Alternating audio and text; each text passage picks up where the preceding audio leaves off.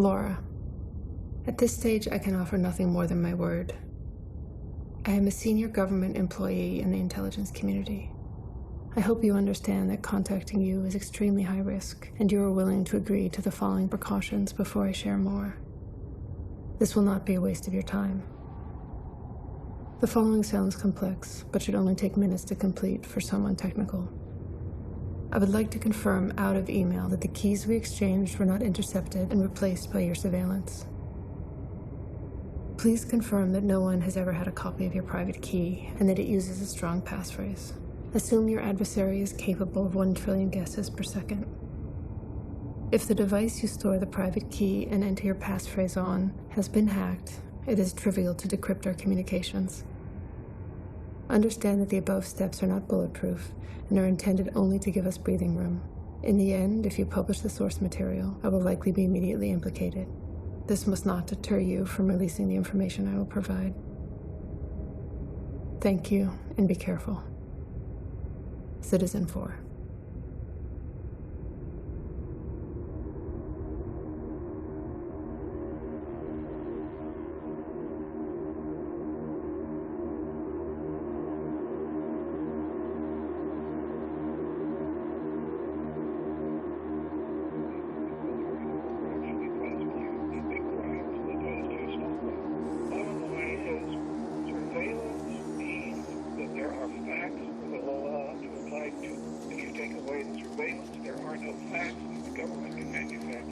That's right, and this is all about creating an independent record. To me, this goes to the question of independently verifying what the government is doing. That's why I keep going back to that question. More with David Sirota after CBS News traffic and weather on KKZF Thornton, Denver, Boulder, AM 7.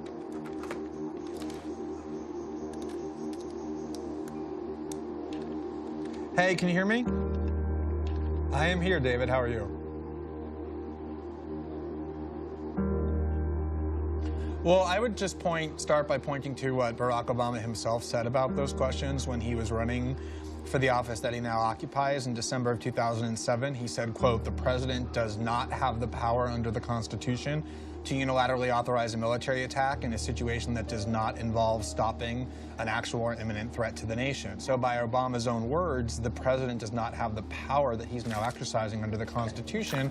And as far as why it matters, on August 1st, 2007, when he laid out his reasons why he was running for office and why he thought it was so important to change the way we were doing things, he said, quote, "No more ignoring the law when it's inconvenient. That is not who we are.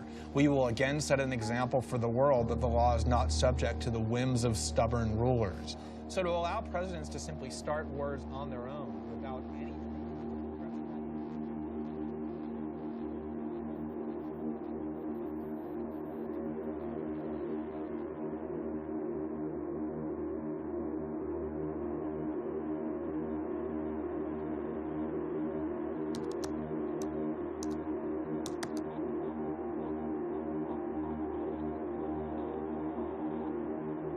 You asked why I picked you.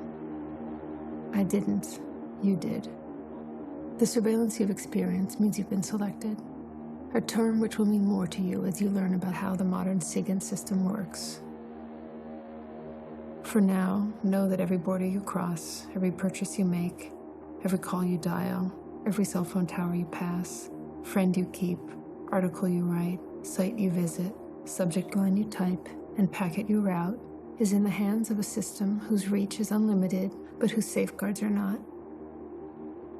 Your victimization by the NSA system means that you are well aware of the threat that unrestricted, secret police pose for democracies.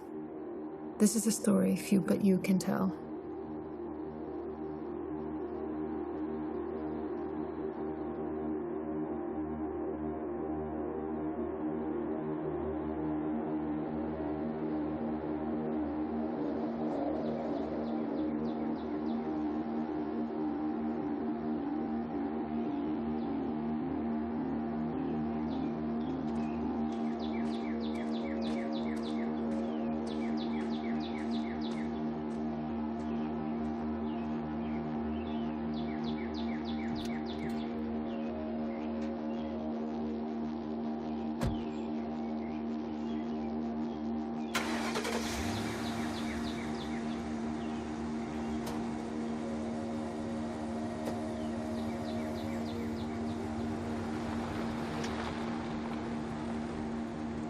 Thank you for inviting me here to give me the opportunity to express my story.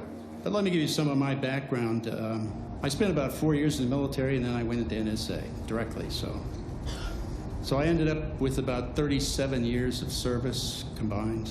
Most of it was a lot of fun, I tell you. It was really a lot of fun breaking these puzzles, you know, solving problems and things like that. And that's really what I did. I fundamentally started working out with data, looking at data and data systems and how you do that. I was developing this concept of analysis that you could lay it out in such a way that it could be coded and executed electronically, meaning you could automate analysis, okay?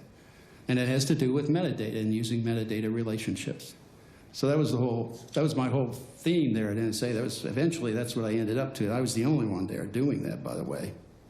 So at any rate, 9/11 happened, and it must have been right after, a few days, no more than a week after 9/11, that they had decided to begin actively spying on everyone in this country. And they wanted that back part of our program to run all the spying, all right? So that's exactly what they did. And then they started taking the telecom data, and it expanded after that. So, I mean, the one I knew was AT&T, and that one provided 320 million records every day. That program was reauthorized every 45 days by what I called the Yes Committee, which was Hayden and Tennant and the DOJ. The program was called Stellar Wind. So first I went to the House Intelligence Committee and the staff member that I personally knew there, and she then went to the chairman of that committee, Nancy Pelosi, who was the minority rep. They were all briefed into the program at the time, by the way, and all the other programs that were going on, including all these CIA programs. I wasn't alone in this. There were 4 others out of NSA, and we were all trying to work internally in the government over these years, trying to get them to come around to being constitutionally acceptable and take it into the courts and have the courts oversight of it too. So we naively kept thinking that could happen, and it never did. But at any rate, after that and all the stuff we were doing, they decided to raid us to keep us quiet, threaten us, you know. So we were raided simultaneously, 4 of us. In my case, they came in with guns drawn. I don't know why they did that, but they did, so.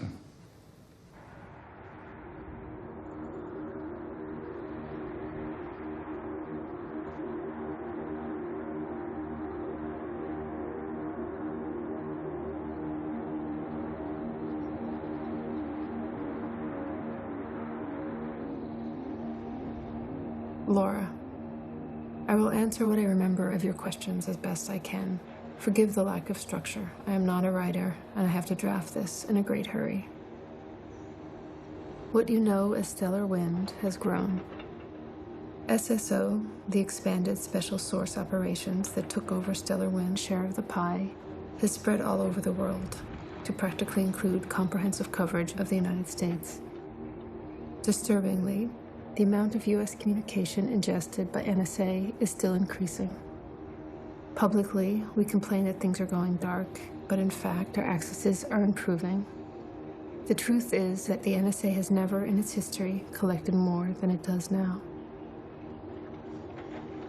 I know the location of most domestic interception points, and that the largest telecommunication companies in the U.S. are betraying the trust of their customers, which I can prove. We are building the greatest weapon for oppression in the history of man, yet its directors exempt themselves from accountability. NSA Director Keith Alexander lied to Congress, which I can prove. Billions of U.S. communications are being intercepted. In gathering evidence of wrongdoing, I focused on the wronging of the American people, but believe me when I say that the surveillance we live under is the highest privilege compared to how we treat the rest of the world. This I can also prove. On cyber operations, the government's public position is that we still lack a policy framework. This too is a lie. There is a detailed policy framework, a kind of martial law for cyber operations created by the White House. It's called Presidential Policy Directive 20 and was finalized at the end of last year. This I can also prove. I appreciate your concern for my safety, but I already know how this will end for me, and I accept the risk. If I have luck and you are careful, You will have everything you need. I ask only that you ensure this information makes it home to the American public. Does the NSA routinely intercept American citizens' emails?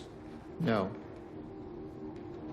Does the NSA intercept Americans' cell phone conversations? No. Google searches? No. Text messages? No. Amazon.com orders? No. Bank records? No. What judicial consent is required for NSA to intercept communications and information involving American citizens? Within the United States, that would be the FBI lead. If it was a foreign actor in the United States, the FBI would still have to lead and could work that with NSA or other intelligence agencies as authorized. But to conduct that kind of collection in the United States, it would have to go through a court order, and the court would have to authorize it. We are not authorized to do it, nor do we do it.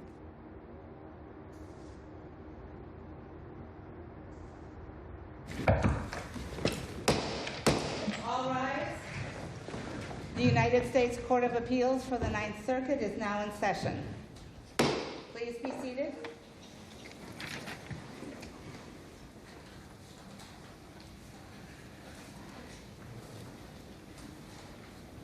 Good morning and welcome to the Ninth Circuit. The first case for argument is Jewell versus National Security Agency. You may proceed. May it please the court, Kevin Bankston for Carolyn Jewell and her fellow plaintiff appellants in Jewell v. NSA.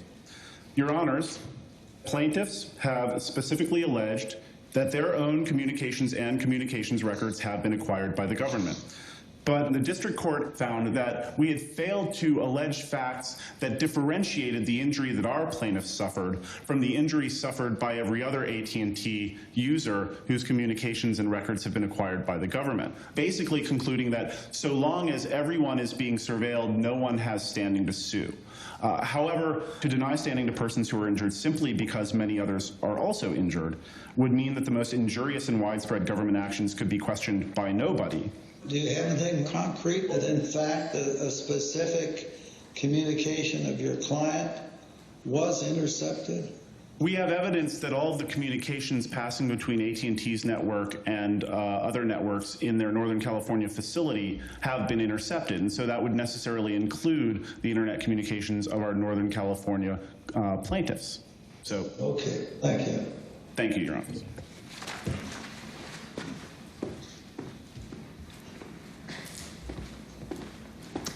May it please the court, I'm Thomas Byron from the Department of Justice, here on behalf of the government defendants.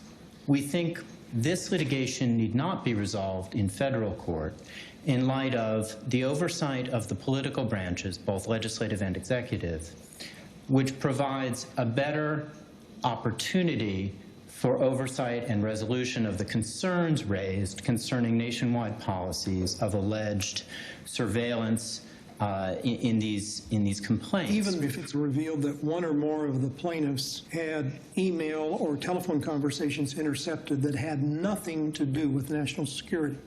Your Honor, I don't know that anyone necessarily would have standing to raise the particular claims at issue in these two cases. We think instead that the kinds of claims at issue here against these defendants are those that are better suited to resolution before the representative branches of our government. So what rule would the judiciary have if your approach is adopted? Judge Ferguson, I think that the... I mean, we just get out of the way, is that it? Well, Judge Ferguson, I think that there is a narrow category, a subset of cases in which it may be appropriate to step aside for that narrow category of cases. But the judiciary plays a role. To be sure, Judge Ferguson. In our system. Yes, Your Honor. And we don't mean to diminish that. You're asking us to abdicate that role. No, Your Honor, but it is a question of this court's discretion whether to reach that issue. We do think that there is simply no way for the litigation to proceed without risk of divulging those very questions of privileged information that would cause, as the Director of National Intelligence has explained, exceptionally grave damage to national security if disclosed. So thanks for having me. If anybody has any questions, like I said, just raise your hand, and I'll try to call on you as soon as I possibly can. So who here actually feels like they are under surveillance pretty regularly? Everyone occupies, no? Everyone inside of Occupy. How many people here have been arrested and had at their court date, they had their phone taken into the back room? How many people here had their retina scanned? Wow. So you guys are actually, in a sense, the canaries in the coal mine, right? Because the incentives are all lined up against you. Anybody see on the subway, link your MetroCard to your debit card, right? And like auto refill? This is a concept which is key to everything we'll talk about today, and it's called linkability. Take one piece of data and link it to another piece of data. So for example, if you have your MetroCard and you have your debit card, you have those things and you can draw a line between them, right? So that's like not a scary thing. Except your bank card is tied to everything else that you do during the day. So now they know where you're going when you make purchases. So when they decide to target you, they can actually recreate your exact steps with a MetroCard and with the credit card alone. Like literally where you go and what you buy. And potentially by linking that data with other people on similar travel plans, they can figure out who you talked to and who you met with. When you then take cell phone data, which logs your location, and you link up purchasing data, MetroCard data, and your debit card, you start to get what you could call metadata in aggregate over a person's life. And metadata in aggregate is content. It tells a story about you, which is made up of facts, but is not necessarily true. So for example, just because you were on the corner and all those data points point to it, it doesn't mean you committed the crime. So it's important to note that if someone has a perception of you having done a thing, it will now follow you for the rest of your life. So just keep in mind that what happens to you guys, for example, with fingerprints and retinal scans and photographs, that is what is going to happen to people in the future when they resist policy changes and when they try to protest in a totally constitutionally protected way. This for you, Director Clapper, again on the surveillance front, and I hope we can do this in just a yes or no answer because I know Senator Feinstein wants to move on. So does the NSA collect any type of data at all on millions or hundreds of millions of Americans? No, sir. It does not? Not wittingly. There are cases where they could inadvertently, perhaps, collect, but not wittingly.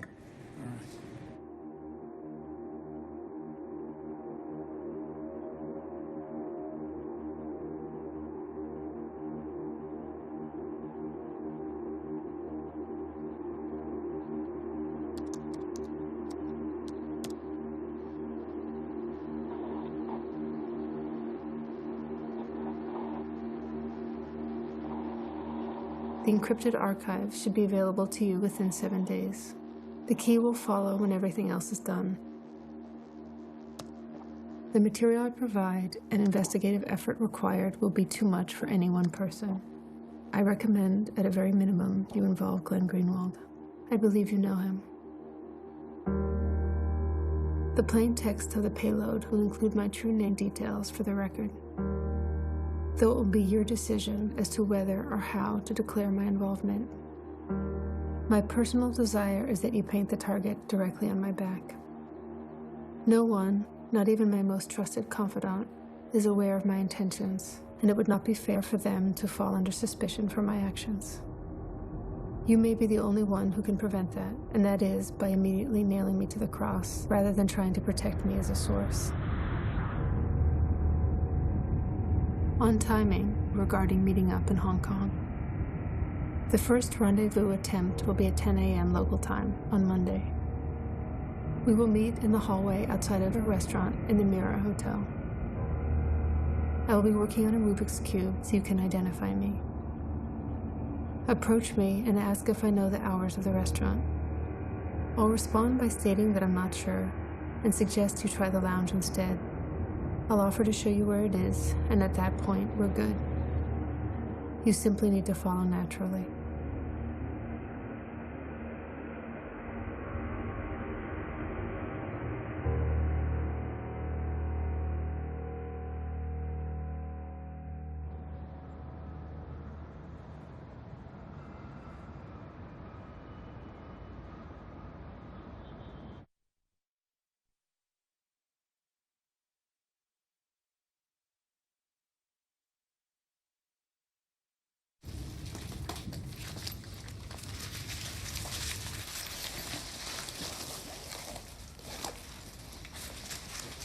As far as positioning, I mean, if you want us to sit in any particular way or whatever. You know, I'm gonna go there. Okay. To get better light.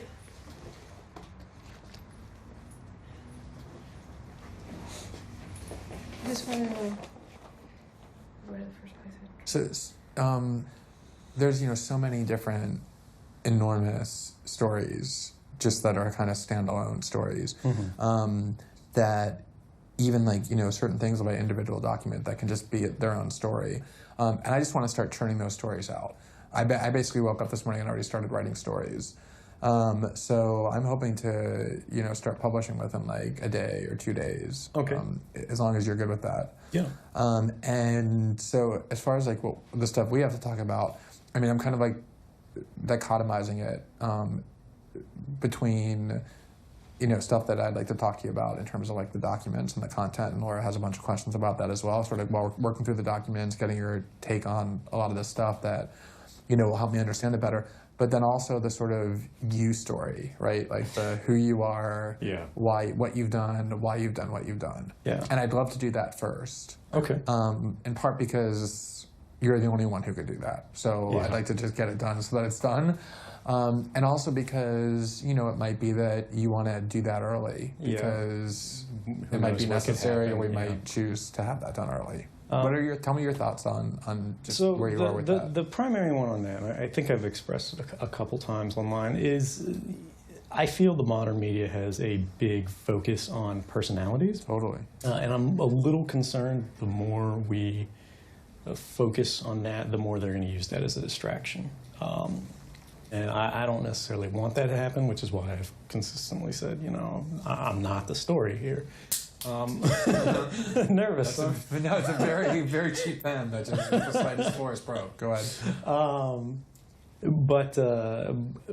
Yeah, and anything I can do to help you guys get this out, I will do. I don't have any experience with media, with how this works.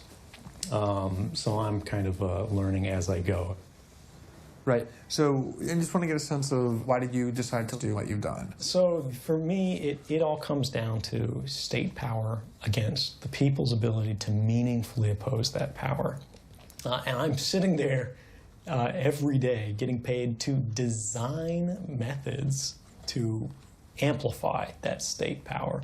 And I'm realizing that if, the policy switches that are the only thing that restrain these states were changed, you couldn't meaningfully oppose these. I mean, you would have to be the most incredibly sophisticated technical actor in existence. I mean, I'm not sure there's anybody, no matter how gifted you are, who could oppose all of the offices and all the bright people, even all the mediocre people out there with all of their tools and all their capabilities.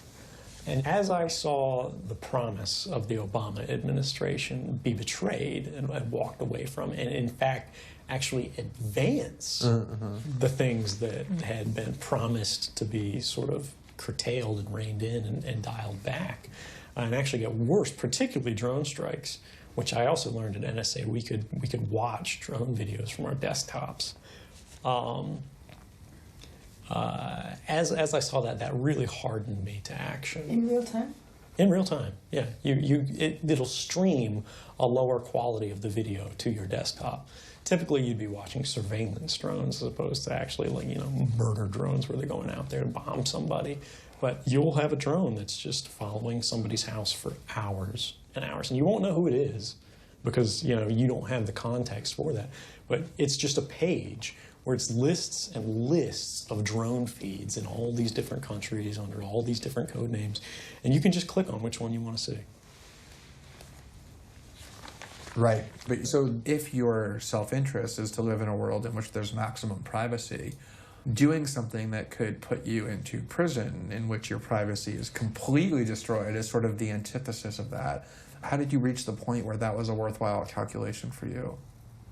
I remember what the internet was like before it was being watched, and there's never been anything in the history of man that's like it. I mean, you could, again, have children from one part of the world having an equal discussion where, they were sort of granted the same respect for their ideas in conversation with experts in a field from another part of the world on any topic, anywhere, anytime, all the time.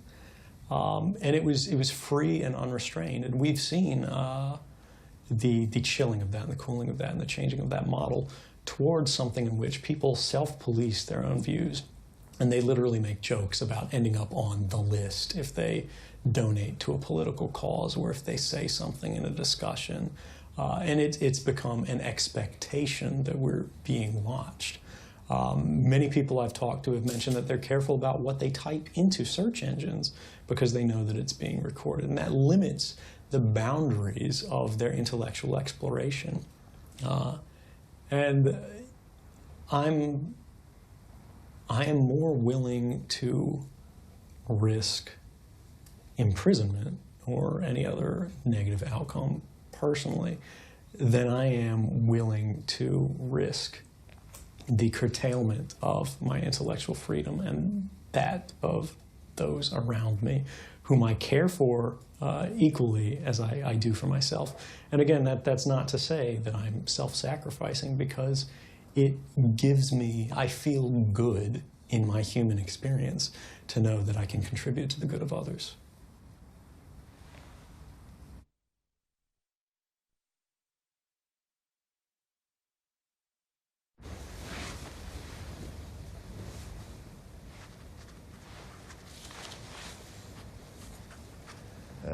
Could you elaborate on that?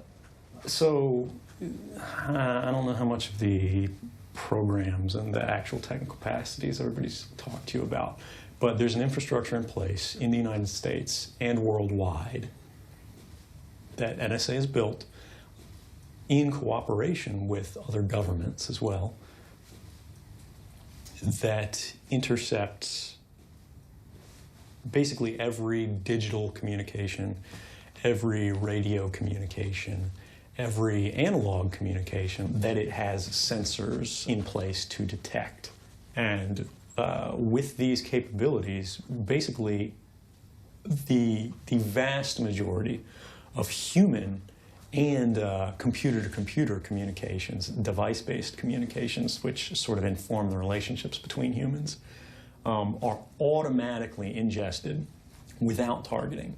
And that allows individuals to retroactively search your communications based on self-certifications. So, for example, if I wanted to see the content of your email or, your wife's phone calls or anything like that, all I have to do is use what's called a selector, any kind of thing in the communications chain that might uniquely or almost uniquely identify you as an individual. And I'm talking about things like email addresses, IP addresses, phone numbers, credit cards, even passwords that are unique to you that aren't used by anyone else. I can input those into the system, and it will not only go back through the database and go, have I seen this anywhere in the past?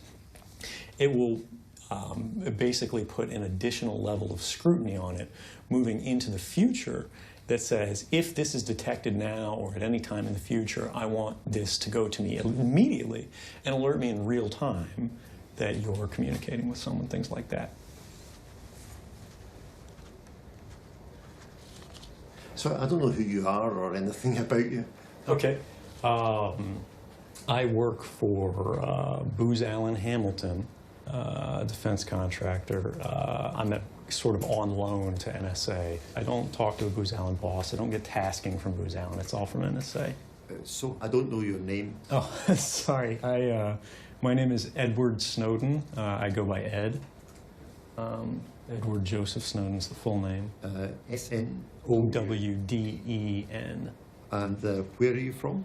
I was born in North Carolina, small town, Elizabeth City. There's a Coast Guard station there. I'm from a military family. Yeah.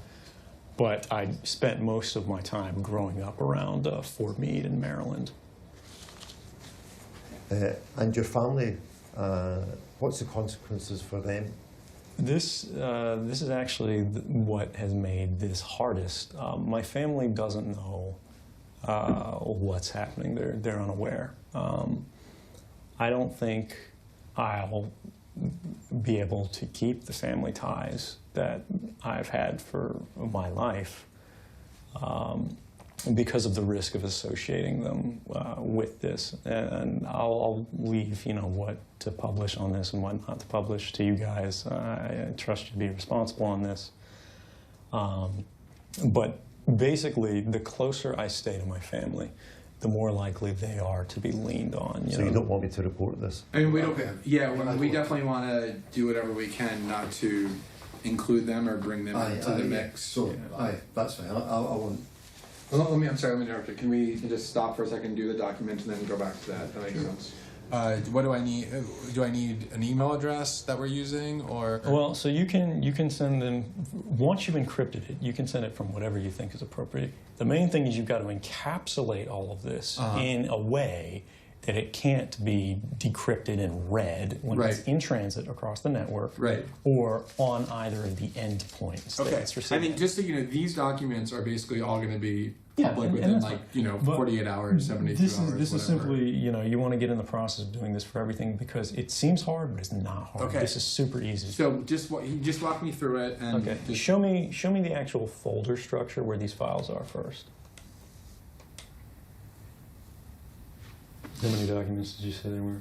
7. All right. Well, while you're working. Okay, go ahead. Okay. How many documents are we talking about? Because when The Guardian did WikiLeaks, technical people set up a system so that they were available for anybody to see. And I just wonder if it's possible to do the same thing. That would be the ideal end game, but because some of these documents are legitimately classified in ways that could cause harm to people and methods, I'm comfortable in my technical ability to protect them. I mean, you could literally shoot me or torture me, and I could not disclose the password if I wanted to. I have the sophistication to do that. There are some journalists that I think could do that, but there are a number of them that couldn't. But the question becomes, can an organization actually control that information in that manner without risking basically an uncontrolled disclosure? But I do agree with that. Honestly, I don't want to be the person making the decisions on what should be public and what shouldn't, which is why, rather than publishing these on my own or putting them out openly, I'm running them through journalists so that my bias, and my things, because clearly I have some strongly held views, are removed from that equation, and the public interest is being represented in the most responsible manner. Yeah. Actually, given your sort of geographic familiarity with the UK and whatnot, I'd like to point out that GCHQ has probably the most invasive network intercept program anywhere in the world. It's called Tempora, Tempora, and it's the world's first full take, they call it, and that means content in addition to metadata on everything. So this is what I'd like to do, just in terms of scheduling, if it's good with everybody else. Do you feel like you're done with what you? Okay. So I'm anxious to go back, get those articles done, and then there's a bunch of documents that aren't about those first 2 or 3 stories that I'd like to spend time with you, kind of going over. And I'm not going anywhere. Do that. You're available. You want to check your book first? Yeah, let me check my schedule. Is that good for you, or do you want to? Okay.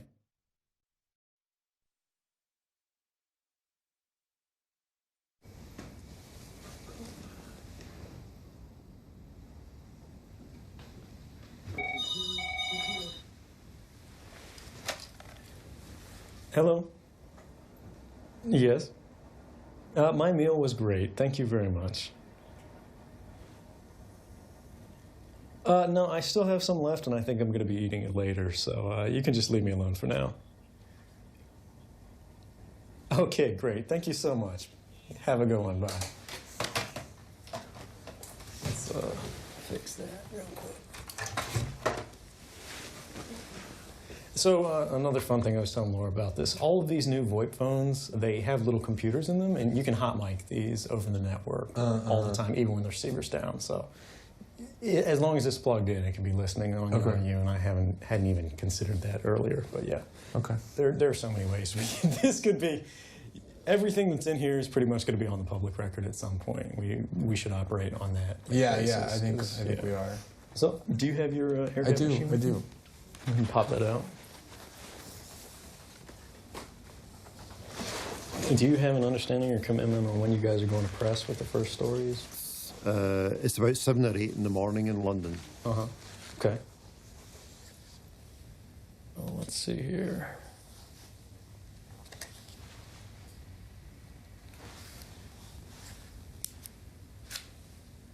Oh, hey, look, there's the other one. Pro tip, let's not leave the same SD cards in our laptops forever in the future.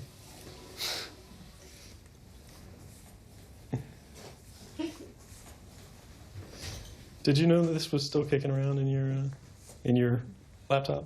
Yeah, I mean, that was okay. the... Okay, just making sure. Okay, yeah. This is right there. You will have a new one that looks exactly identical, but it's a different archive, so you might want to take a Sharpie to it or something. Could you pass me my magic mantle of power? Sorry. I'm going to go for both.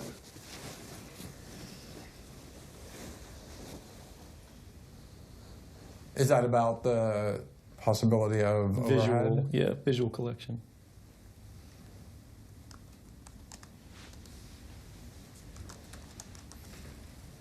I don't think at this point there's anything in this regard that will shock us. We've become pretty...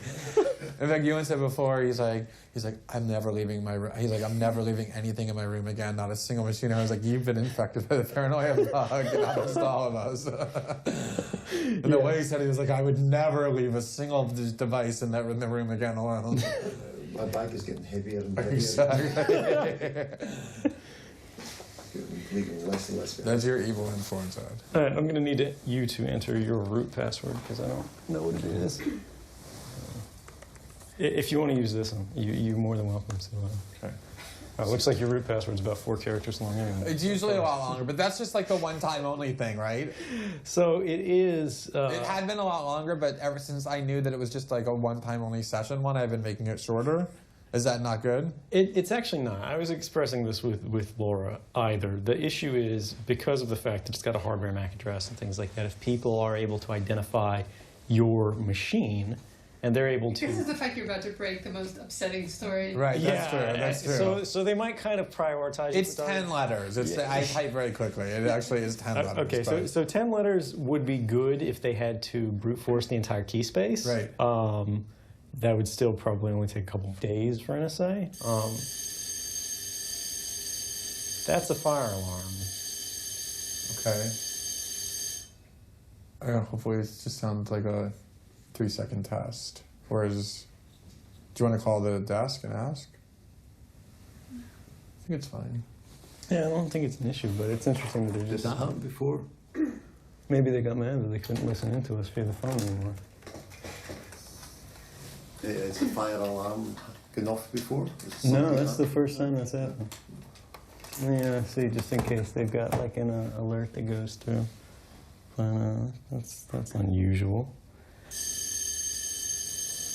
You probably might have to evacuate. Shouldn't ignore that. I don't know. If it goes, no, it's not continuous. It's not continuous. No, I'm just saying if it continues. And then we go and we meet the guys down in the lobby. Yeah, all right. Yeah. Yeah, let's leave it for now. Let me finish this up. All right.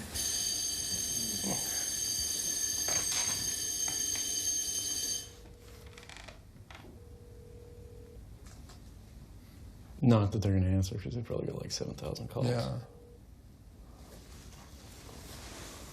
Hi, we hear a loud buzzing on the 10th floor. Can you tell us what that is?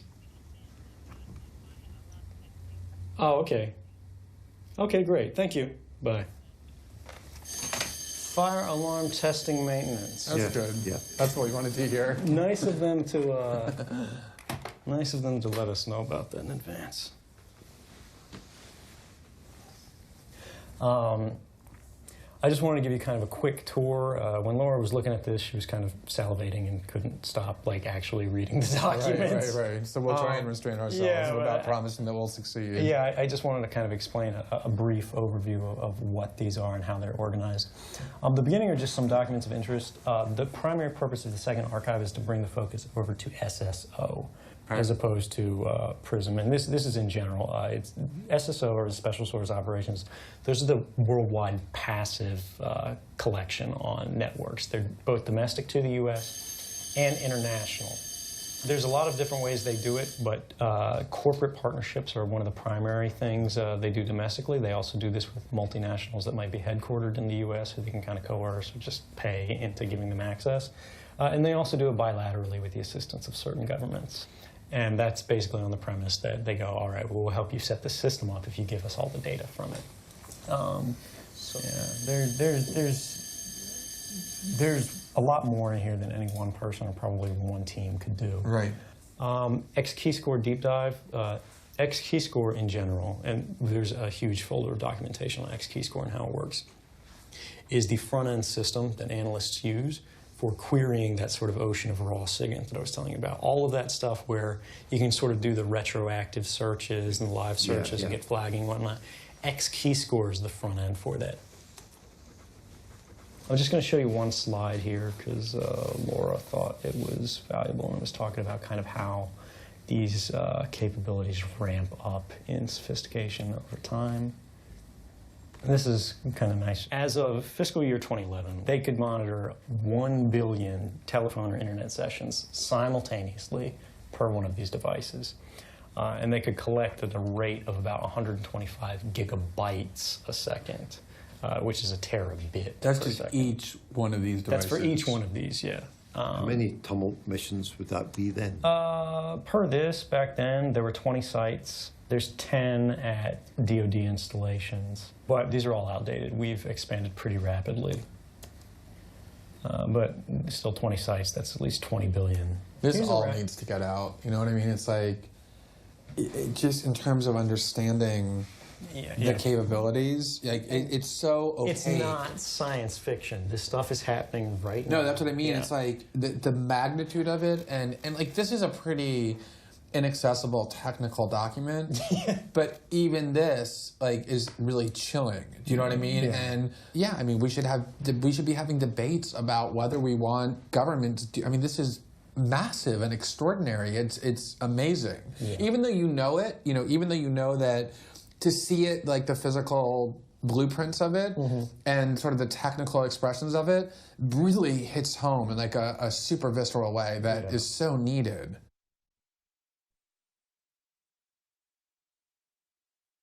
This is CNN Breaking News. An explosive new report is reigniting the concerns that your privacy is being violated to protect America's security. It reveals a court order giving the National Security Agency blanket access to millions of Verizon customers' records on a daily basis. Earlier, I had the chance to conduct the first TV interview with the reporter who broke this story wide open, Glenn Greenwald of The Guardian. Congratulations on the scoop. Explain for our viewers why this is important. It's important because people have understood that the law that this was done under, which is the Patriot Act, enacted in the wake of 9/11, was a law that allowed the government very broad powers to get records about people with a lower level of suspicion than probable cause, the traditional standard. So it's always been assumed that under the Patriot Act, if the government had even any suspicion that you were involved in a crime or terrorism, they could get a lot of information about you. What this court order does that makes it so striking is that it's not directed at any individuals who they believe or have suspicion of committing crimes or part of a terrorist organization. It's collecting the phone records of every single customer of Verizon Business and finding out every single call that they've made internationally and locally. So it's indiscriminate and it's sweeping. It's a government program designed to collect information about all Americans, not just people where they believe there's reason to think they've done anything wrong.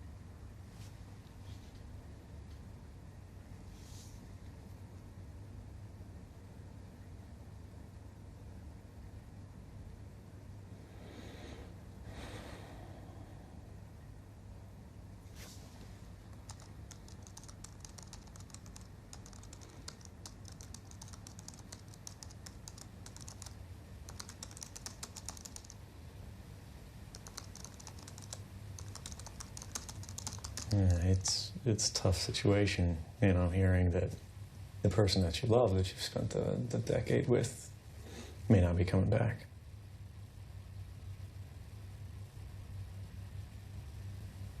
What did they ask her? When was the last time she saw me? Where am I? What am I doing? You know, what does she know about my illness? Things like that. So yeah, they're pretty solidly aware. 'Cause I'm clearly not at home ill.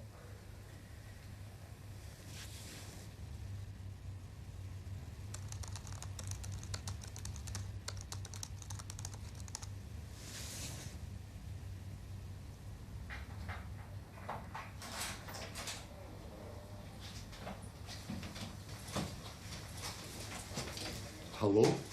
Hello? Hello. Let me disconnect from the internet. So, there's some news? Yes, there was indeed some news. IFconfig today, I think, maybe just a few hours ago. What's kind of people visit? An HR lady, I'm assuming from NSA, as opposed to Booz Allen, because she's accompanied by a police officer, which means NSA police, and they were planning to break into my house, which regular police don't do. Does she live there? Yeah, she lives there, so I told her to cooperate fully. I can't find my phone. Just 1 second. You know, worry about herself. You know what I'm going to do? I'll just take out the stuff I want to use. Okay. Okay, well, look, I mean, this is not a surprising development. No, yeah, I know, I plan for it, but it's just, you know, when it's impacting them and they're talking to you, it's a little bit different. Absolutely. But it's possible that they just noticed that you're missing. I guess it's not really a possibility. It is, but yeah, I mean...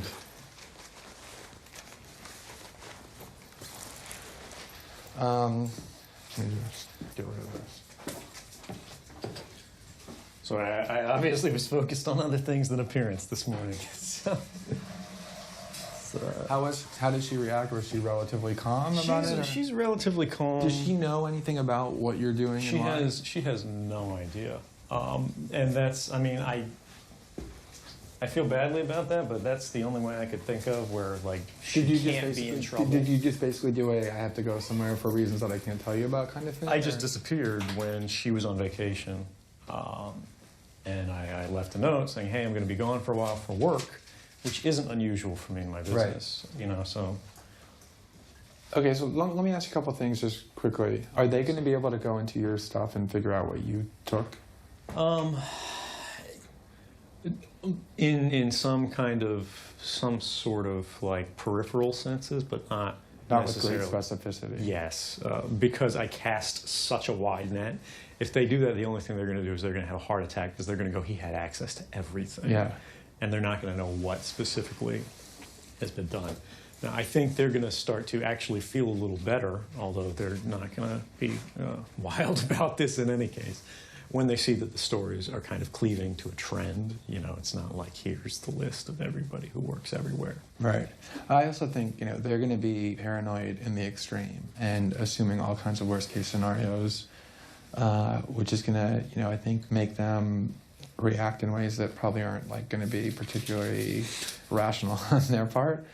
But at the same time, I do think they're limited for the moment. I agree, and I mean, I had kind of time to set a stage where we all enjoy at least a minimum level of protection, you know, no matter who we are, who's involved in this. You know, you're either a journalist, right, or you're either out of jurisdiction. So we have some time to play this before they can really get nasty. I think it's over, you know, the weeks when they have times to get lawyers really sort of go, this is a special situation.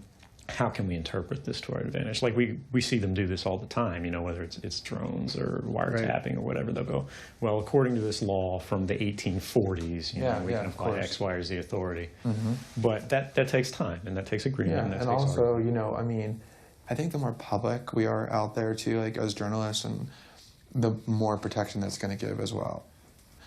Have you started to give thought to when you're ready to come forward? I'm ready whenever...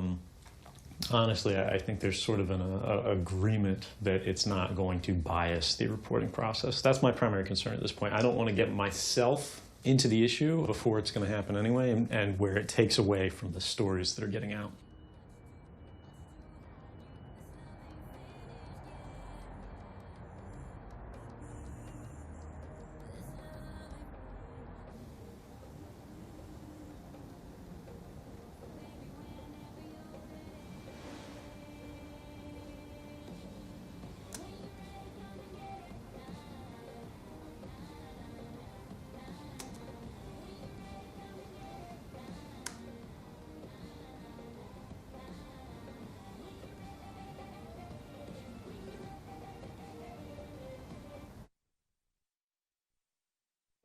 About tens of millions of Americans who weren't suspected of doing anything, who were surveilled in this way. Your thoughts for a moment. I want to continue this conversation because these are really important, sensitive issues, and the public out there has a right to know what's going on. Stand by. This is CNN Breaking News.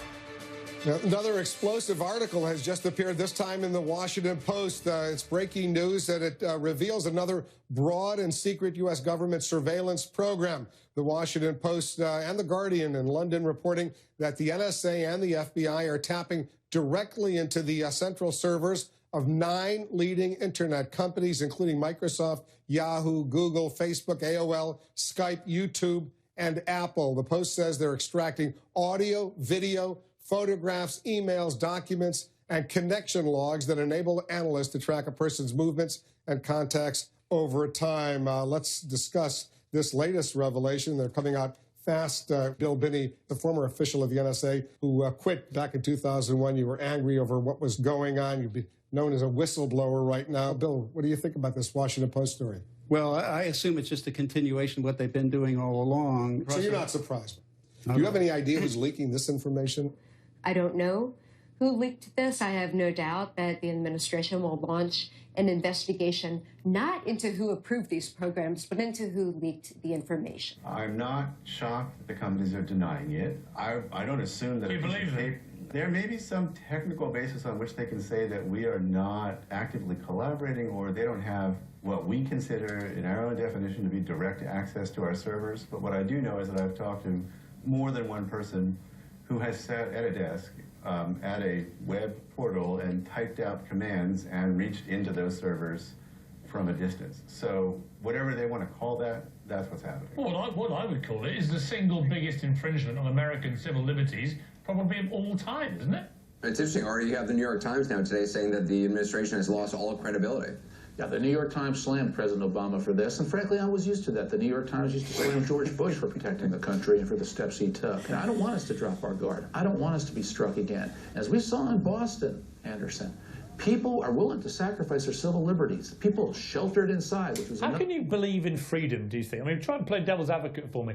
When you have secret courts, secret operations like PRISM, secret investigations which go into every spit and cough of every American's lives without any member of the American public knowing about it. That's not freedom, is it? In 2008, they eliminated the warrant requirement for all conversations except ones that take place by and among Americans exclusively on American soil. So they don't need warrants now for people who are foreigners outside of the U.S., but they also don't need warrants for Americans who are in the United States communicating with people reasonably believed to be outside of the U.S. So again, the fact that there are no checks, no oversight about who's looking over the NSA's shoulder means that they can take whatever they want. And the fact that it's all behind a wall of secrecy and they threaten people who want to expose it means that whatever they're doing, even violating the law, is something that we're unlikely to know until we start having real investigations and real transparency into what it is that the government is doing.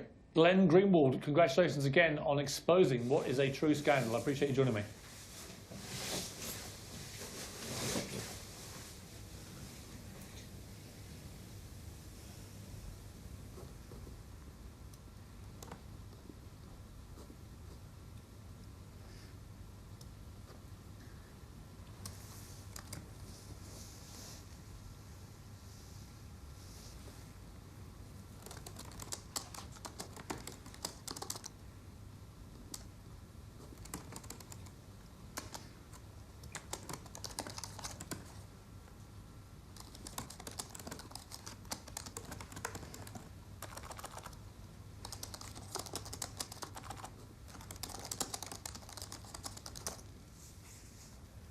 I just heard from Lindsay, and she's still alive, which is good, and free.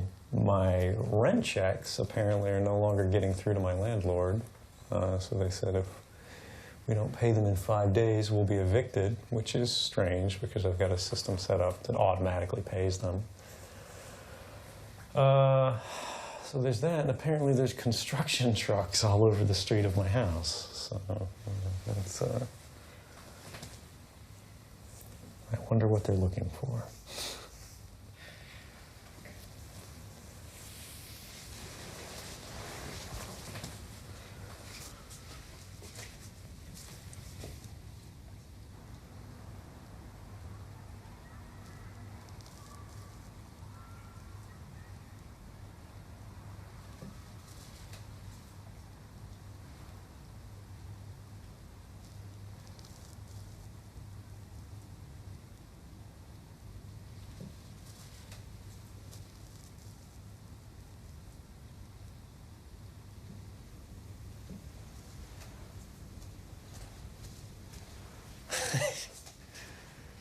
It is an unusual feeling that's kind of hard to like describe or convey in words, but not knowing what's going to happen the next day, the next hour, the next week.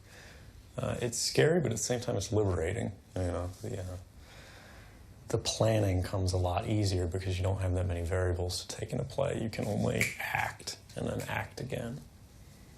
Now all these phone calls are being recorded digitally, not for content, but for origin and destination. Now word the government is going right into the servers of these large internet companies.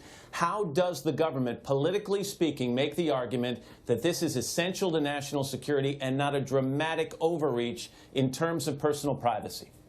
It's difficult, Matt, because as Peter was pointing out, overnight we had an extraordinary late night, close to midnight, announcement and a declassification from the Director of National Intelligence. They are scrambling. The administration's already supported strongly by leaders in both parties from the intelligence committees. GCHQ has an internal Wikipedia at the top secret, super classified level, where anybody working in intelligence can work on anything they want. Yep. That's what this is. I'm giving it to you. You can make the decisions on that, what's appropriate, what's not. It's going to be documents of different types, pictures and PowerPoints and Word documents, stuff like that. Sorry, can I take that seat? Yeah. So, I'm sorry, I've got you to repeat. So in these documents, they will show... Yeah, there will be a couple more documents on that. That's only one part, though. Like, it talks about tempora and a little more thing. That's the wiki article itself. It was also talking about a self-developed tool called UDAQ, U-D-A-Q. It's their search tool for all the stuff they collect, was what it looked like. Yeah. It's going to be projects. It's going to be troubleshooting pages for a particular tool. Thanks. What's the next step? When do you think you'll go public? Or? I think it's pretty soon. I mean, with the reaction, this escalated more quickly. I think pretty much as soon as they start trying to make this about me, which should be any day now. Yeah. I'll come out just to go, hey, this is not a question of somebody skulking around in the shadows. Yeah. These are public issues. These are not my issues. These are everybody's issues. And I'm not afraid of you. You're not going to bully me into silence like you've done to everybody else. And if nobody else is going to do it, I will. And hopefully when I'm gone, whatever you do to me, there'll be somebody else who'll do the same thing. It'll be the sort of internet principle of the Hydra. You can stomp one person, but there's going to be 7 more of us. Yeah. Are you getting more nervous?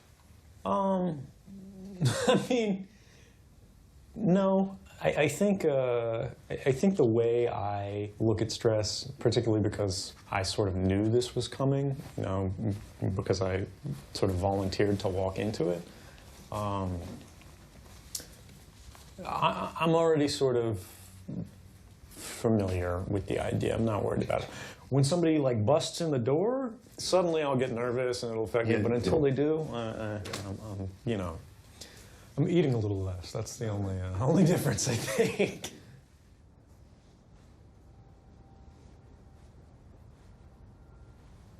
Let's talk about the issue with when we're going to say who you are. Yeah.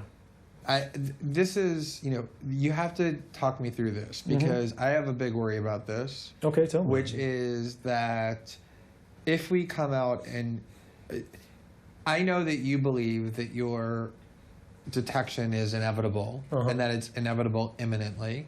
There's, in the New York Times today, Charlie Savage, the fascinating Sherlock Holmes of political reporting, deduced that the fact that there's been these leaks in succession probably means that there's one person who's decided to leak somebody a bunch else of stuff. Quoted you as saying it was one of your readers, and somebody else who put another thing. So I mean, it's fine. I want people to. I want it to be, like this is a person. I want to start introducing the concept that this is a person who has a particular set of political objectives about informing the world about what's taking place. I'm keeping it all anonymous, totally, but I want to start introducing you in that kind of incremental way.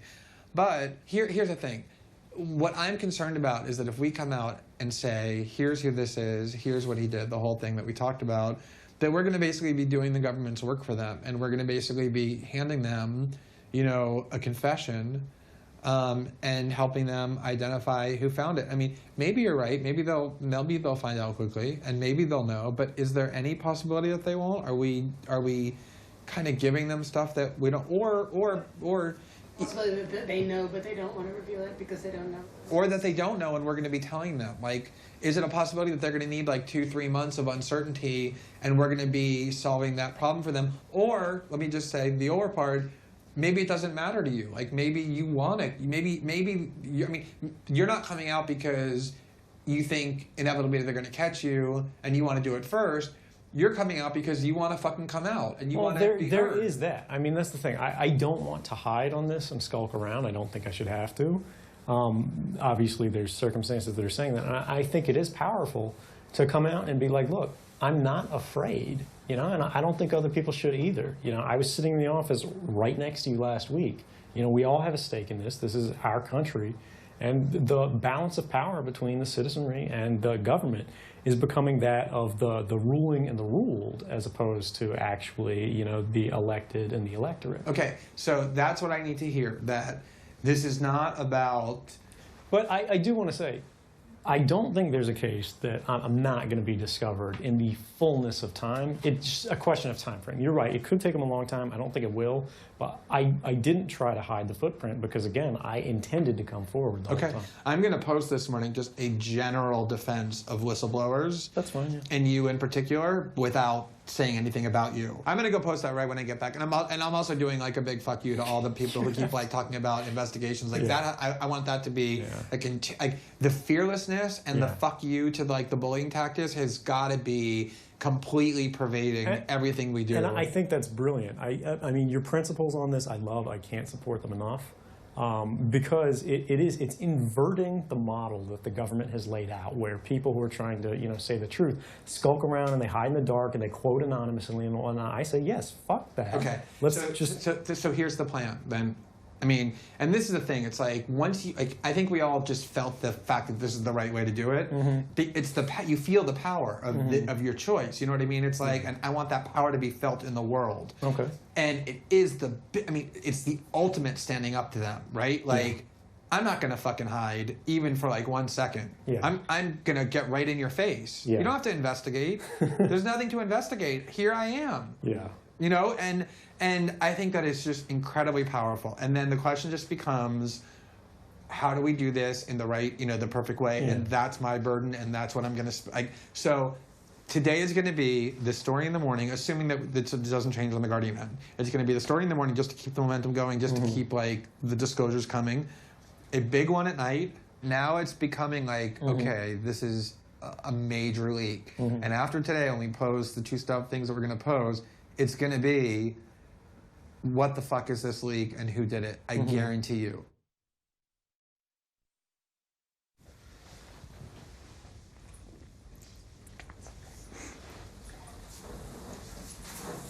I just want to make sure, move over slightly. Do you want me to move a little more over? Or? Okay. I just want to, all right.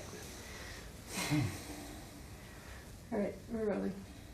So let's just begin with some basic background information, like just state your name, what position you held in the intelligence community, and how long you worked within that community. Okay. Just so I'm aware of where we're going, how in depth are we going? Just in general, like I'm currently an infrastructure analyst, you know, Booz Allen Hamilton, not going through my whole backstory. Yeah. Okay. Just like, yeah, summary kind of. Okay. My name's Ed Snowden. I'm 29 years old. I worked for Booz Allen Hamilton as an infrastructure analyst for NSA in Hawaii. And what are some of the positions that you held previously within the intelligence community? I've been a systems engineer, systems administrator, senior advisor for the Central Intelligence Agency, solutions consultant, and a telecommunications information systems officer. And what kind of clearances have you held? What kind of classification? Top secret. So people in my levels of access for systems administration or as an infrastructure analyst typically have higher accesses than an NSA employee would normally have. Normal NSA employees have a combination of clearances called TS, SI, TK, and Gamma. That's top secret, signals intelligence, talent keyhole, and Gamma. And they all relate to certain things that are sort of core to the NSA mission. As a systems administrator, you get a special clearance called PRIVAC, for privileged access, which allows you to be exposed to information of any classification, regardless of what your position actually needs.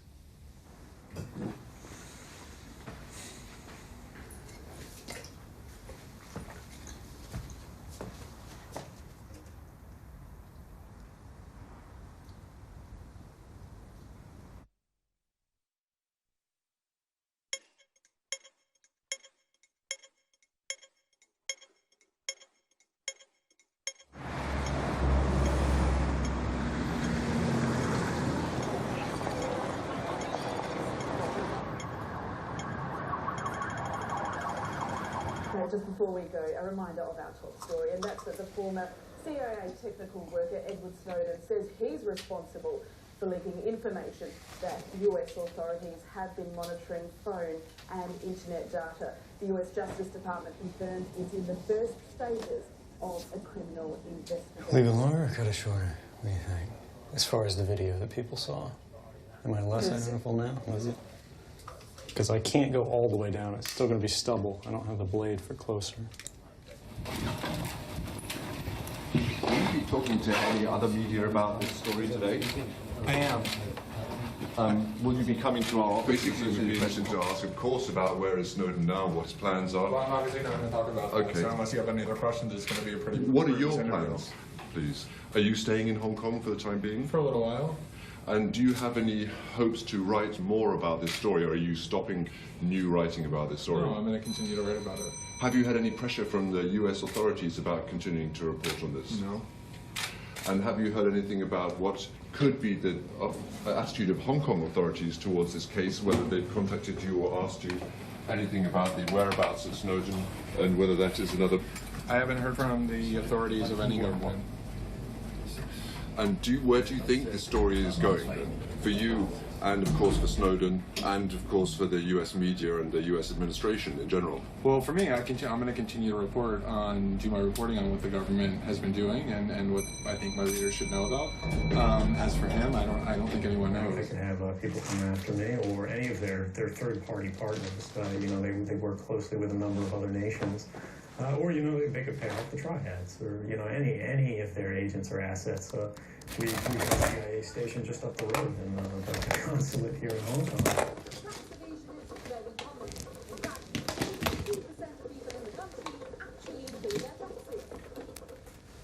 Around a third of the country's 1.2 billion people are very poor.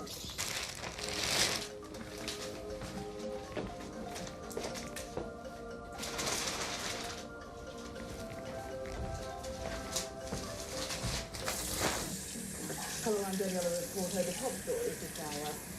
Facing a criminal investigation, the whistleblower released details of how the US is monitoring phone calls and internet data goes public. Security forces in Afghanistan say a number of Taliban insurgents have targeted Kabul's airport. Now it's time for our newspaper review and looking at what's making headlines around the world. Let's start with The Guardian, our top story, which is revealing the identity of the former CIA employee, who the paper says leaked information exposing the scale of American surveillance of the internet. Edward Snowden. What a great story. Hero, villain, what do you think? Well, I think it's a fantastic story, first off. It could be straight out of a John le Carré novel. I mean, when you read what he did, yes, he got the material. He then decided to go to the place he identified as being very difficult for America to get at him, which is Hong Kong, because, of course, technically inside China, the one country, two systems policy there, meaning he will get potentially some protection, he thought. All very well planned. It could be just out of a spy novel. But what about the details? With the latest That could make it worse, but... social media and the web, we're always going to have technology that makes you like. It shows the lower half of my face. From hit hotels to controversy over mobile roaming rates, from upgrades to air miles to travel apps. Wherever you're travelling now, join me, Fiona Foster, at Fast Track every weekend here on BBC World News.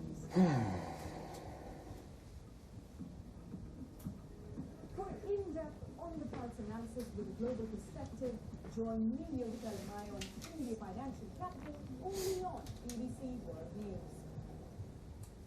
Snowden says he'd become increasingly dismayed by what he saw as the growing power of the NSA, hence his decision to pass on documents which are said to reveal not only that the organisation monitored millions of phone calls, but that it had direct access to some of the biggest internet companies in the world. What happens, happens. We've talked about this. I knew what the risks were. If I get arrested, I get arrested. We were able to get the information that needed to get out. And you and Glenn are able to keep reporting, regardless what happens to me. Now, 29-year-old Edward Snowden says that US intelligence agencies gathered millions of phone records and monitored internet data. The Guardian newspaper reveals his identity Yes. at his own request. From Washington, David Willis has... I'm sorry, who's asking? Unmasked in a video on the... I'm afraid you have the wrong room. Thank you. Wall Street Journal.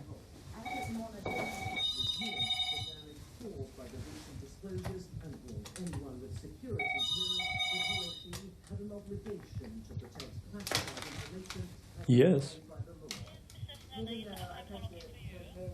I'm sorry, say again? No, thank you. No calls. I think they have the wrong number.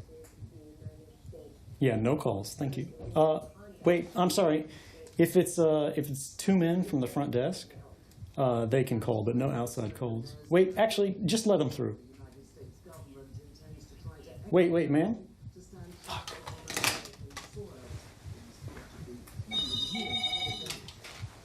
Yes.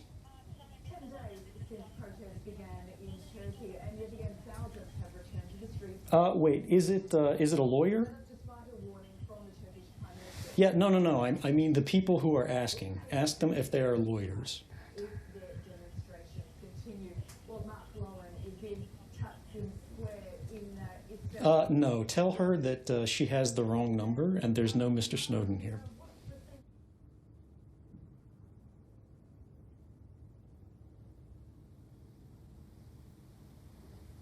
Hi, Robert. Can you talk right now? I'm safely going to the room. I'm now safely with the client. Okay. So can we talk together about the plan? Is this the application started already or what? Technically. Yeah, but so technically it hasn't started yet.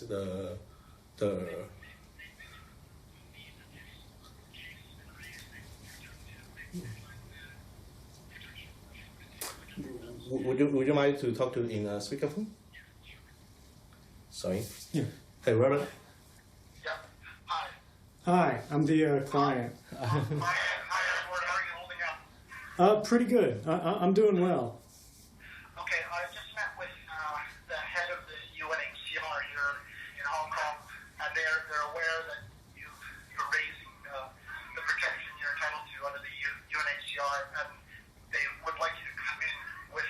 Okay. If you come now, it's lunchtime, but they're going to let us in. No one else can get in.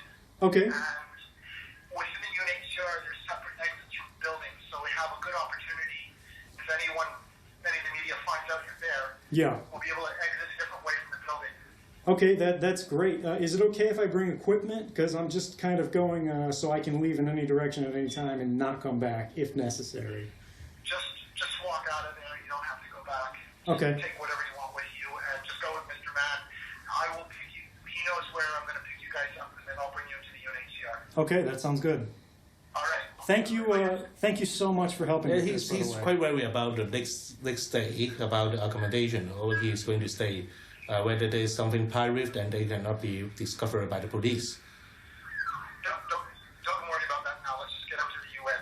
Okay, I see. Okay, I will give you a call, hit up it before I restart, okay? Okay, thank you.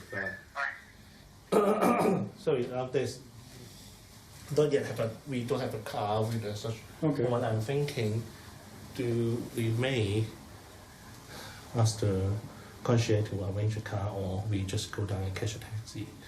But the traffic here in Tsim Sha Tsui is quite difficult to get a taxi. Yeah. So is there precedent for this where Hong Kong would extradite someone for political speech? No, I don't aware of. If we have a torture claim or asylum seeking claim on that, then they ought, under the law, they ought to give you a reconnaissance so for you to stay there in Hong Kong, because they don't know where to dump you back yet.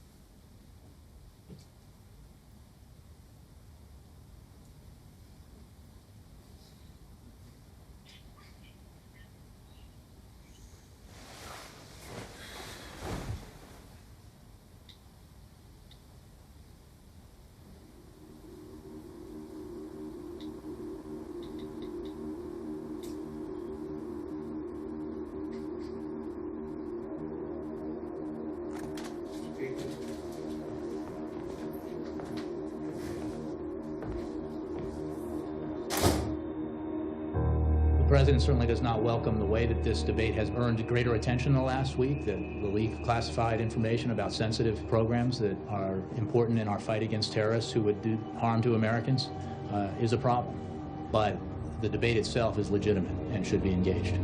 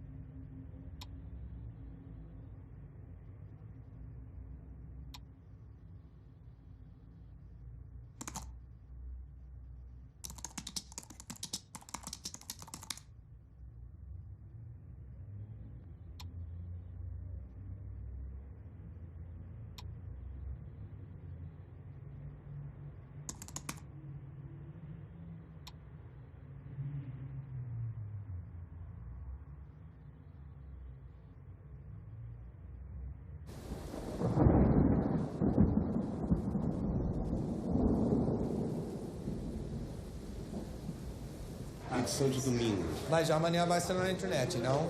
Amanhã à noite. Sim. Posso titular?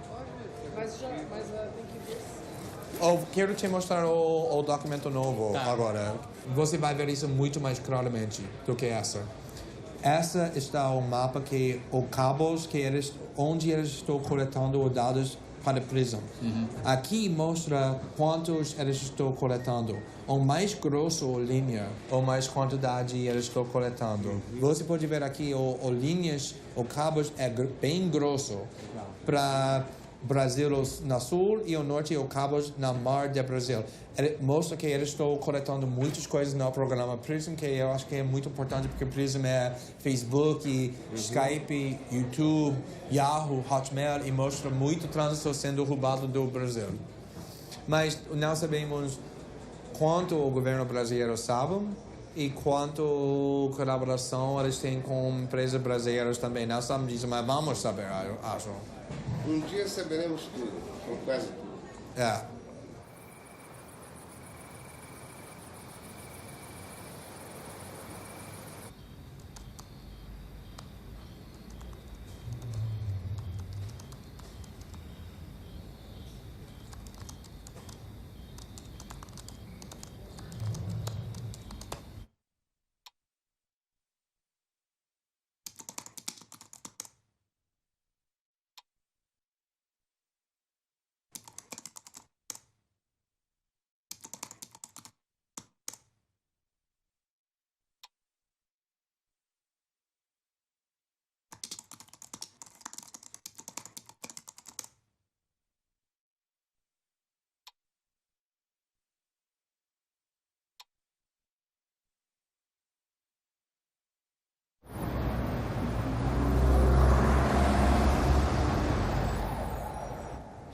Right, so which ones do we want here then? This is operational stuff, so we mustn't say any of this. So redact that. Go to the top. What about the Alexander quote? Is that Yeah, that's in tarmac. Why can't we collect all the signals all the time? Sounds like a good summer homework project for Menwith. Keita Alexander, the head of the NSA, on a visit to UK. This one. Yeah. So, it's a secret document, isn't it? Secret document. We've got a stick here that should just have 3 single slides on them. If it's got more than 3 single slides on them, we have to be extremely careful. Yeah. Yeah, that's it. This is really dangerous stuff for us. Guardian is we make mistakes at the very end where we've kept it all under lock and key. And no, I know I'm not saying that. They will come in and smack the front door down if we elaborate on that. And he said the Prime Minister's extremely concerned about this, and they kept saying this is from the very top.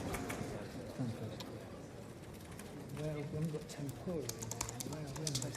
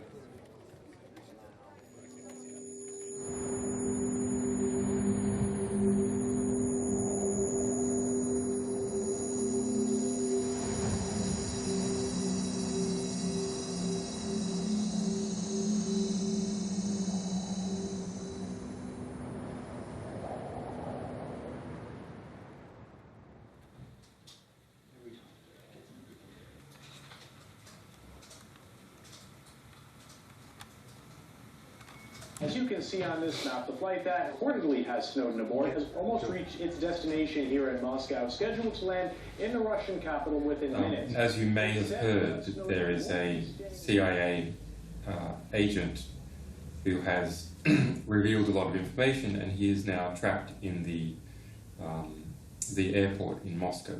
We managed to get him out of Hong Kong, but when he landed in the Moscow airport, the American government had cancelled his passport. So formally, he hasn't entered into Russian territory. He's in the transit area of the airport, and one of our people is accompanying him. We are trying to arrange a private jet to take him from Moscow to Ecuador, or perhaps maybe Venezuela, or maybe Iceland, to countries where he would be safe.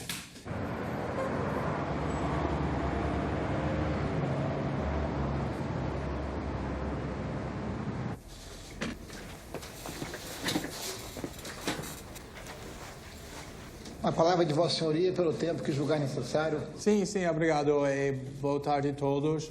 A primeira coisa, a justificação para os americanos para tudo, desde o ataque de 11 de setembro, é terrorismo. Tudo para a segurança nacional, para proteger nossa população. Na realidade, é o oposto.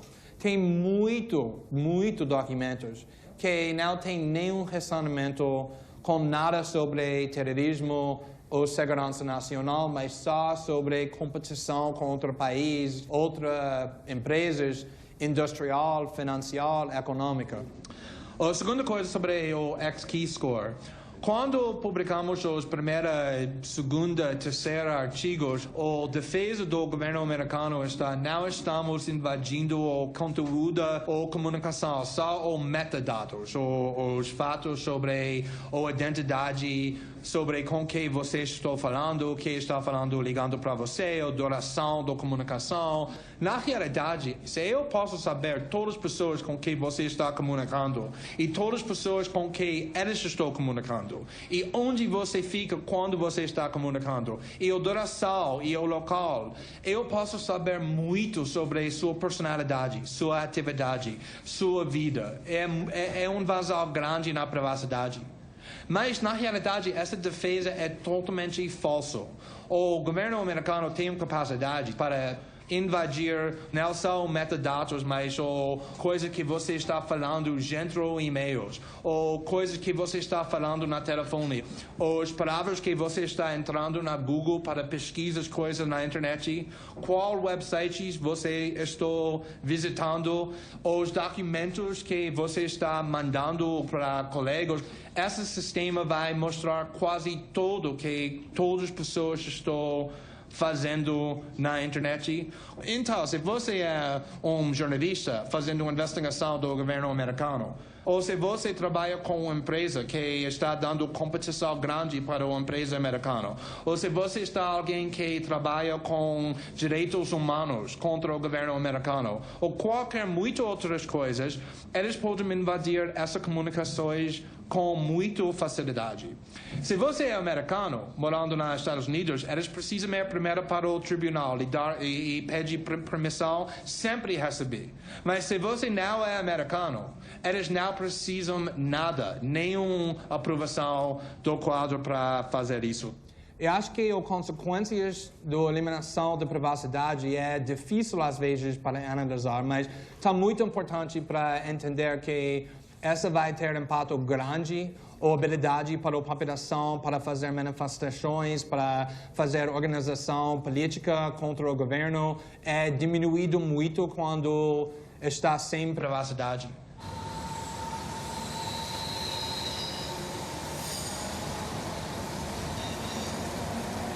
May I collect all the phones, please?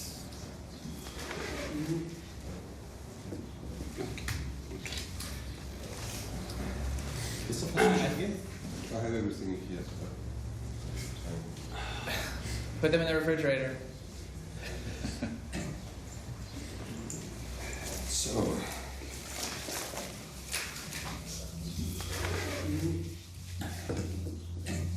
So, as you know, in June, Snowden was charged with 3 legal violations, felonies, principally under a World War I era criminal law called the Espionage Act. The Espionage Act is an extremely broad criminal prohibition against the sharing or dissemination of what's called national defense information. It was only used to prosecute people who had been accused of acting with a foreign power, spies, not whistleblowers. And it's a very unusual legal representation, I think, not just for all of you, but for me as well. The Espionage Act does not distinguish between leaks to the press in the public interest and selling secrets to foreign enemies for personal profit. So under the Espionage Act, it's not a defense if the information that was disclosed should not have been withheld in the first place, that it was improperly classified. It's not a defense if the dissemination was in the public interest, that it led to reforms.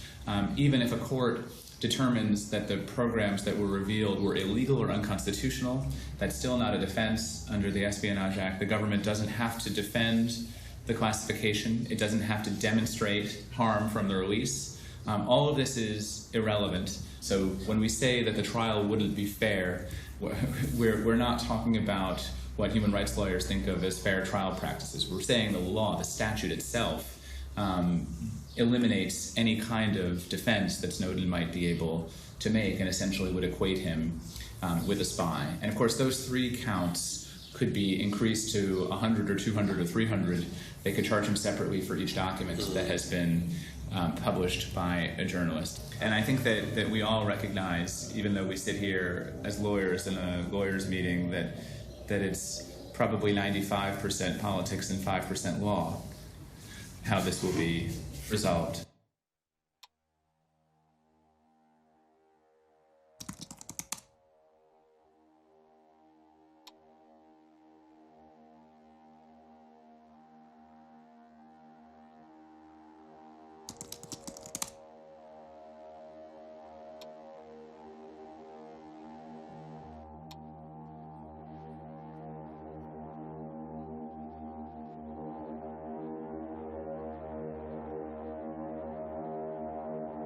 Mr. Snowden has been charged with very serious crimes, and he should be returned to the United States, where he will be granted full due process and every right available to him as a United States citizen, facing our justice system under the Constitution.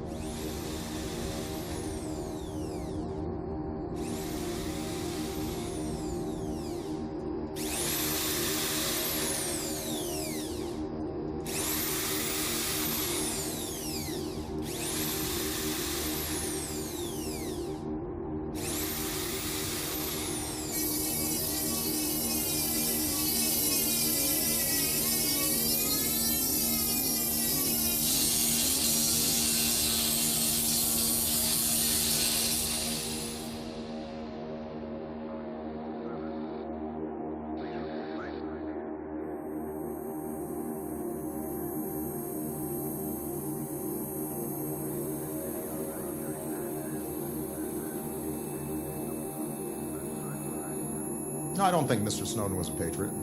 I called for a thorough review of our surveillance operations before Mr. Snowden made these leaks. My preference, and I think the American people's preference, would have been for a lawful, orderly examination of these laws, a thoughtful, fact-based debate that would then lead us to a better place.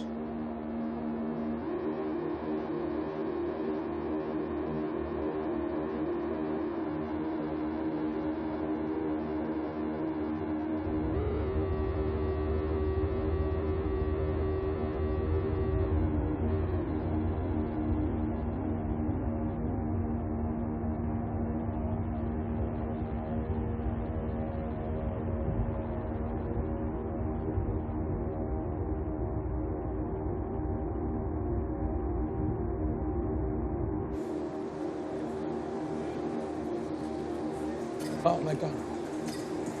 David.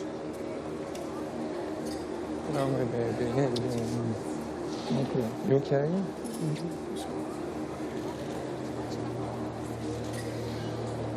Just want to get... Okay. You just have to walk it.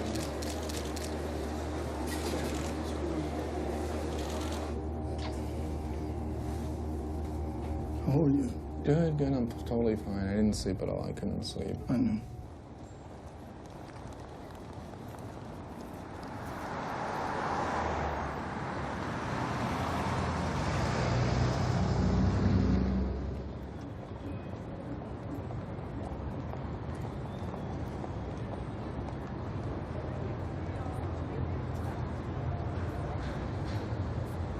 Recent reports have revealed that the NSA have access to encryption keys, and they paid tech companies to introduce backdoors in encryption protocols. So we're going to talk about ways in which we can defend ourselves against governments spying on us. So Mr. Jacob Appelbaum is an encryption and security software developer and journalist. Ladar Levison is the founder of the encrypted email service Lavabit, used by Edward Snowden. You have the floor.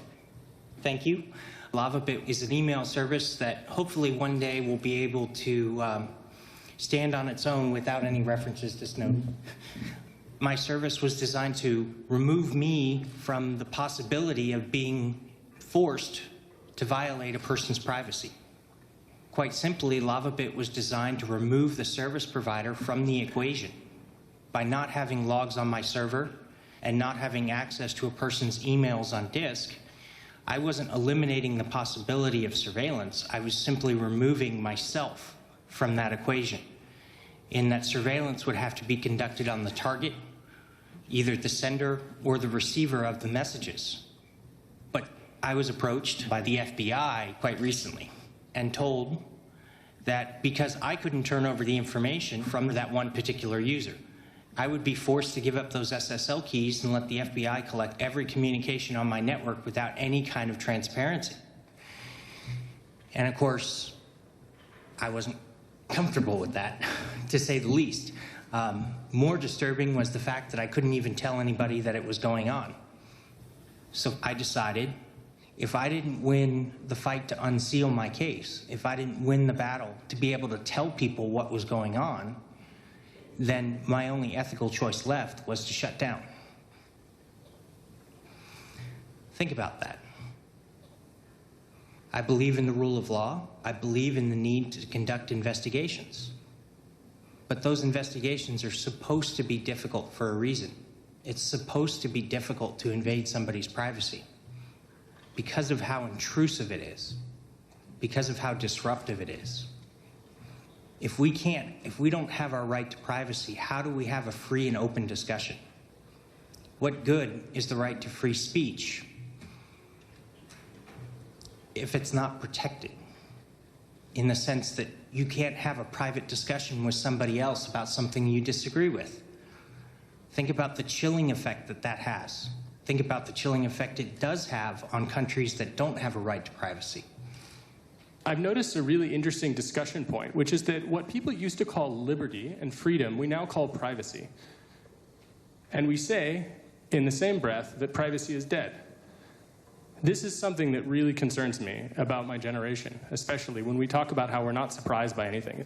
I think that we should consider that when we lose privacy, we lose agency, we lose liberty itself, because we no longer feel free to express what we think. There's this myth of the passive surveillance machine. But actually, what is surveillance except control? This notion that the NSA are passive, this is nonsense. What we see is that they actively attack European citizens, American citizens, and, in fact, anyone that they can if they perceive an advantage.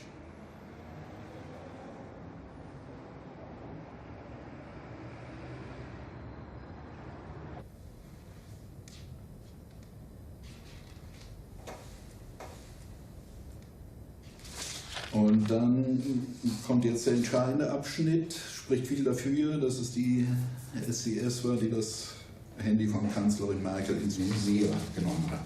Also wir haben die Karte. Ja. Da müsste ich mal einen etwas detaillierteren Blick drauf werfen, um hier abzugleichen, ob das alles stimmt. Berthold hat auch als Warnung irgendwie rumgeschickt, nicht an dich, dass man von einem Handy sprechen soll, weil es gibt ja... Lass uns das machen, lass uns, ja. Lass uns das richtig. Es kommt dann...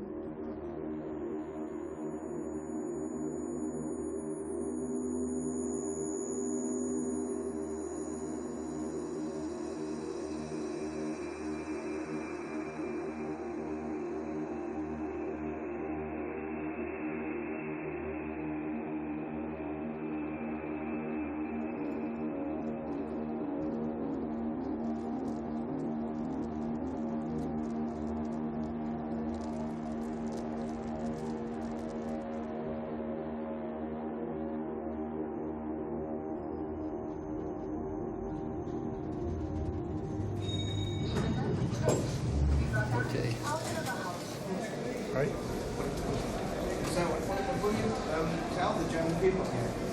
I'll have to give that in testimony. And what are you going to tell? Everything I can, truthfully. What will you talk about? Whatever the questions they ask me. Yeah, I think it's over there. Okay, all right. Thank you.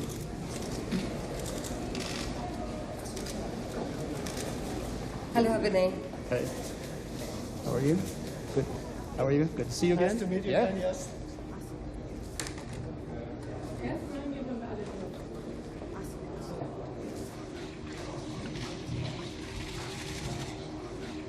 It is my pleasure to be here. I feel that it's important to testify about what's really going on behind the scenes in the intelligence community around the world, not just in NSA. All these programs that Edward Snowden has exposed fundamentally are ways of acquiring information. Every dictatorship down through history has always done it. One of the first things they need to do is to try to acquire knowledge of their population, and that's exactly what these programs do. I see this as the most major threat to our democracies all around the world.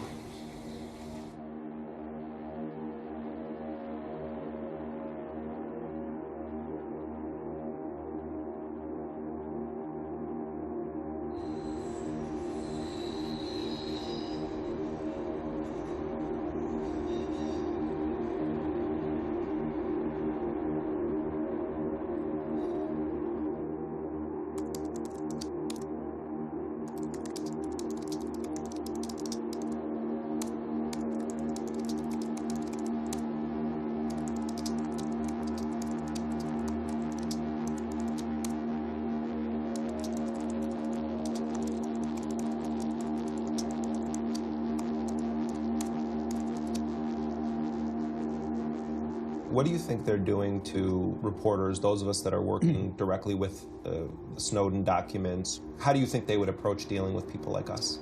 You're on the cast iron cover list, which means any electronic device you use that they can attach to you, they'll record and capture all that data. And what do they do with that data? They're just trying to figure out what we're doing?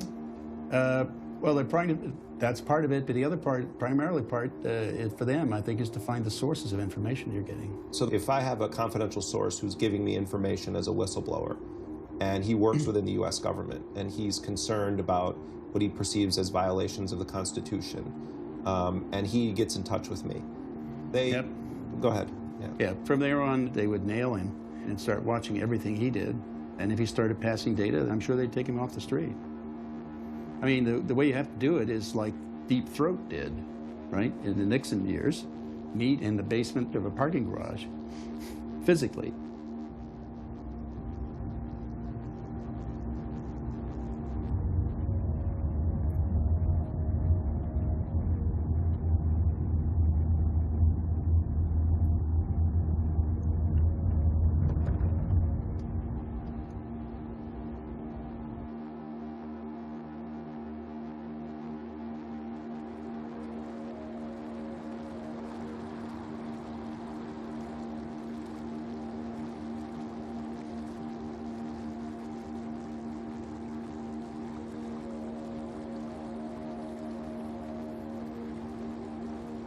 Let's disassociate our metadata one last time, so we don't have a clear record of your true name and our final communication chain.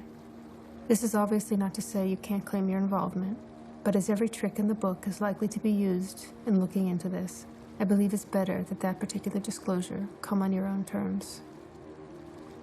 Thank you again for all you've done. So sorry again for the multiple delays, but we've been in uncharted territory with no model to benefit from. If all ends well, perhaps the demonstration that our methods worked will embolden more to come forward. Citizen.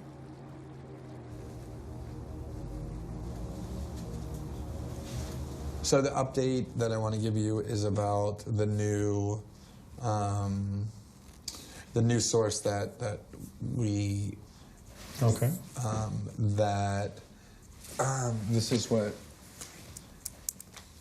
This is the person who is doing the most of the work on it. And then like basically what's happened is, and that's actually That's really dangerous. On the source's side, do they know how to take care of themselves? Well, he Do you knows. know I mean, anything about them? it's all being done through this. Okay. And they're all talking this way. Okay. And I was going to say one of the big questions there is, can they handle it? You know, do they have the? No, they're very careful. Okay. Even they're through that. But Okay. Yeah. Okay.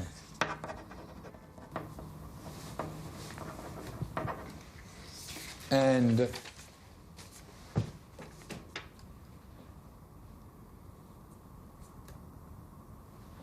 that's where that is.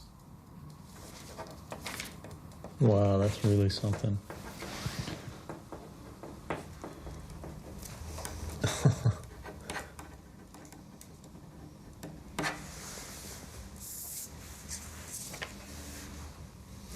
You know that?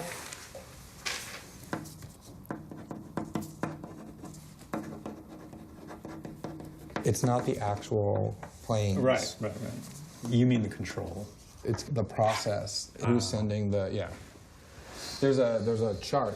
You know, there's like a whole layout, and it for everyone. That is really bold. It's really risky, but you know that's the thing. If they understand what they're doing, there's this chart. It goes like this. It shows the decision-making chart. It's a chart that it's shaped like this.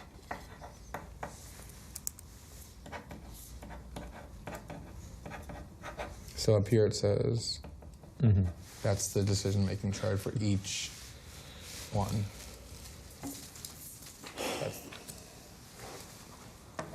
And it's so political. This part's amazing.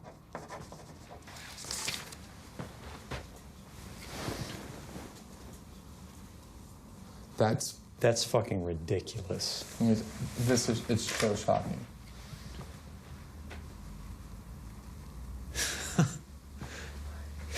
That's I know, the population of entire countries. I know.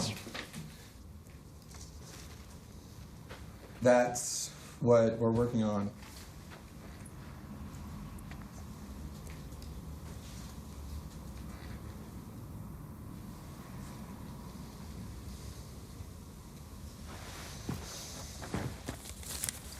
That person is incredibly bold,